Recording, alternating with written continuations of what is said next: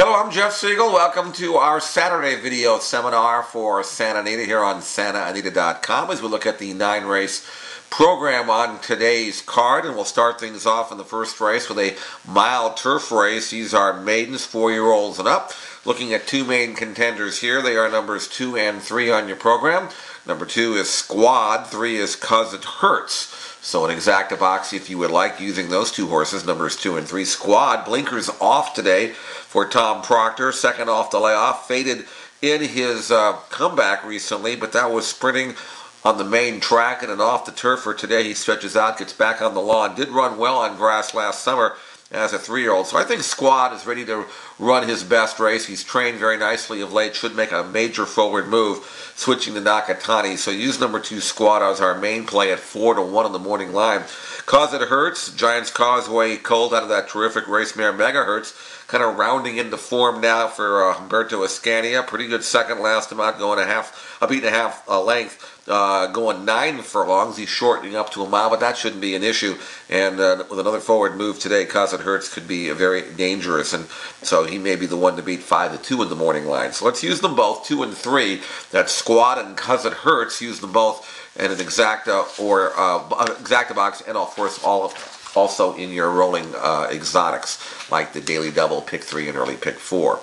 Second race, interesting race here, 7/8 maiden event. Two very highly regarded colts clash here. Number 2, Tokobetsu, who's got the recent form, and then number 3, the comebacking Dominus from the Steve Asmussen stable. So 2 and 3 going to get all the play. Number 2, Tokobetsu, is actually 3-5 on the morning line, so not a lot of value there for sure.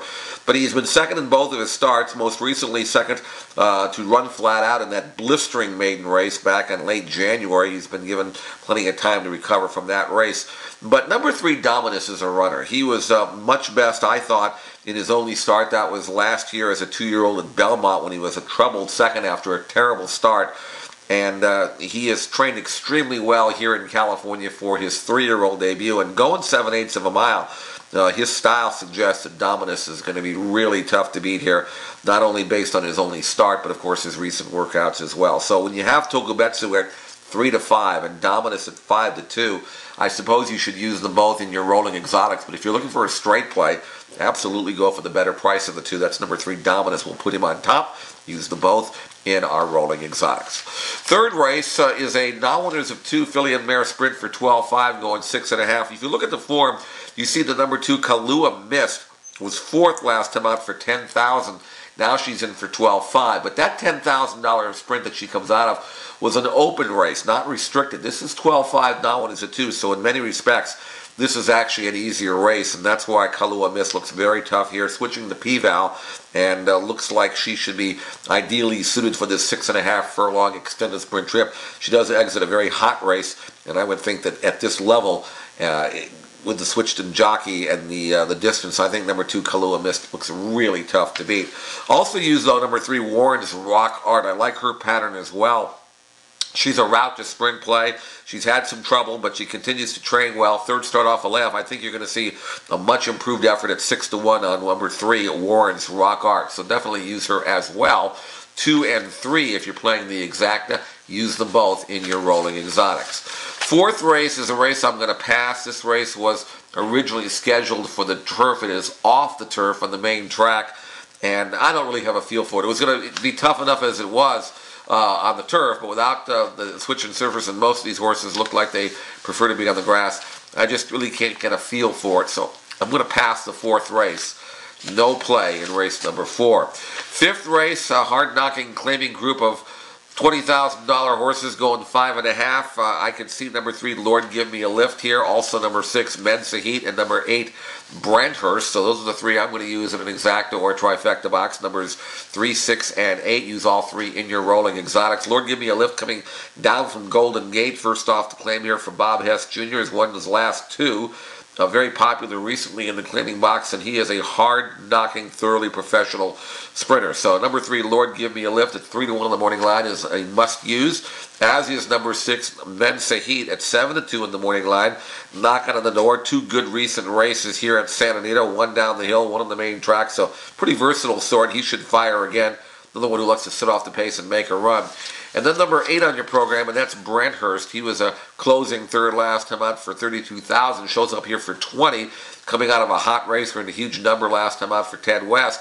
And Pedroza stays aboard. He's another one who likes to sit off and make a run, so Brenthurst more than good enough on his best day to win as well. So 3, 6, and 8, Lord Give Me a Lift, Mensahita and Brenthurst. Use all 3 in all of your rolling exotics and an exacta or trifecta box. 6th race is a starter handicap, mile on the turf. And we're looking at 2 main contenders here. They are numbers 2 and 6 on your program. Number 2 is Our Nautique, and 6 is California Soldier, so 2 and 6 there. Number 2, Our Nautique, gets the good inside draw. Likely to try to make the running here for Hollendorfer. He's coming down from Northern California, where he ran very well over the Topeta.